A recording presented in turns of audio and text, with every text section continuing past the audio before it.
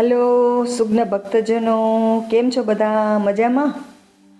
જય શ્રી કૃષ્ણ. શુભ સવાર મિત્રો.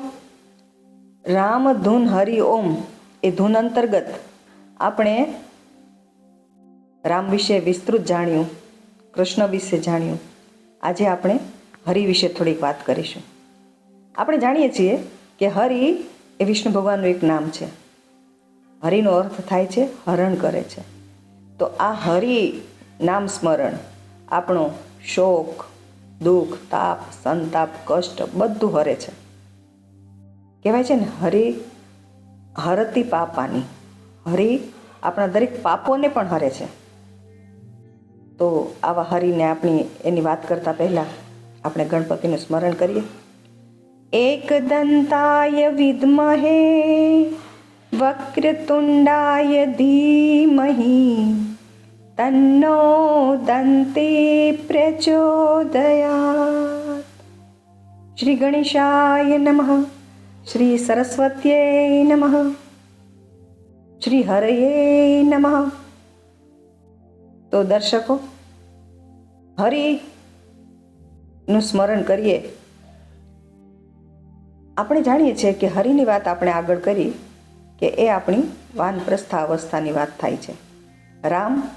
રામાયણનો અભ્યાસ 1 થી 25 વર્ષમાં, 25 થી 50 વર્ષની અંદર આપણે કૃષ્ણ નીતિ સમજવાની આવે, અને 50 થી 75 વર્ષની ઉંમરની અંદર આપણે હરિને શરણે જવું જોઈએ, એટલે કે ભાગવતને શરણે જવું જોઈએ. જેવી રીતે પરીક્ષિતે એકાગ્ર ચિત્તે શ્રદ્ધા સાથે હરિના નામ સ્મરણ સાથે એક ચિત્ત થયા અને પોતાનો મોક્ષ માર્ગ એને અપનાવ્યો, એવી રીતે આપણે પણ હરિસ્મરણમાં, ભાગવતમાં આપણે મન પુરવવાનું છે, ભક્તિ કરવાની છે.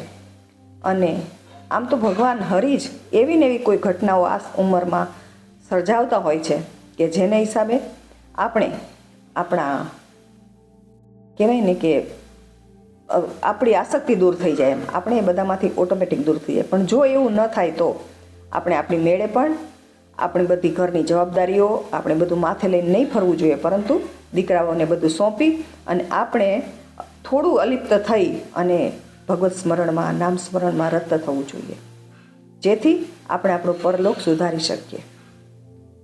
અને આ છે ને, આપણે ધૂન ગાઈએ છે ને, હરે રામ, રામ રામ, હરે હરે, હરે કૃષ્ણ, કૃષ્ણ કૃષ્ણ, હરે હરે. તો આ હરિ રામ માટે પણ વપરાય છે, કૃષ્ણ માટે પણ વપરાય છે. અને હરિઓમ, હરિહર એવું પણ આપણે કહેતા હોય છે. એટલે હરિ અને હર બંને એક જ છે એ ભાવ પણ આમાં દર્શાવવામાં આવે છે. અને ઓમ પરબ્રહ્મ એ પણ હરિ છે એવું આમાં આપણે સમજવાનું છે.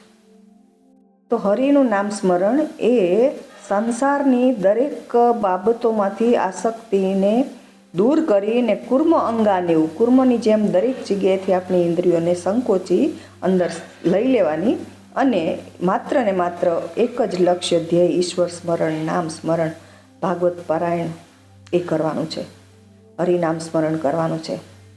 અને મીરાબાઈ તો કહેવાય ને કે ગાયને બધાને જાગૃત કર્યા છે. મીરાબાઈ ગાય છે કે હરિ નામ કે હીરે મોતી મેં બિખરાવું ગલી ગલી.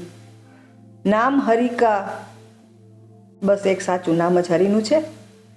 સાથ ચલેગા નામ હરિ કા, બાત બતાવું ગલી ગલી. મીરાબાઈ તો ગાયને ગલીએ ગલીએ ફરીને આ બધાને સમજાવ્યું છે કે માત્ર એક હરિનું નામ જ સ્મરણ કરવા જેવું છે અને એ જ કરવું જોઈએ. તો દર્શકો, આપણે હરિનામ સ્મરણ કરતા હરિની વિશેની વધારે વાત નહીં કરીએ, પરંતુ માત્ર એટલું જ આપણે એમાંથી સમજવાનું છે કે આપણે નિવૃત્ત થઈ જઈએ ને પછી ક્યાંય બહુ ચંચુપાત નહીં કરવાનું. આપણને જેમ દીકરાને બહુ સાચવે એમ રહેવાનું, આપણે આપણી ભક્તિ કરવાની, જીવ ભક્તિમાં રાખવાનું. કારણ કે હવે પછીનું ક્યારે કાલની શું ખબર થઈ જાય કંઈ નક્કી નહીં. એટલા માટે આટલું એમાંથી શીખ લઈ આપણે આજની વાત અહીં પૂર્ણ કરીએ. ફરીવાર એકવાર ધૂન ગાઈ લઈએ. આવતીકાલે આપણે ઓમ વિશે વાત કરીશું. રામ કૃષ્ણ હરિ ઓમ, રામ કૃષ્ણ હરિ, રામ કૃષ્ણ હરિ ઓમ રામ કૃષ્ણ હરિ રામ કૃષ્ણ હરિ ઓમ રામ કૃષ્ણ હરિ રામ કૃષ્ણ હરિ ઓમ રામ કૃષ્ણ હરિ. બોલો ભગવાન શ્રી રામચંદ્ર દેવની જય, શ્રી કૃષ્ણ ભગવાનની જય, શ્રી હરિનારાયણની જય.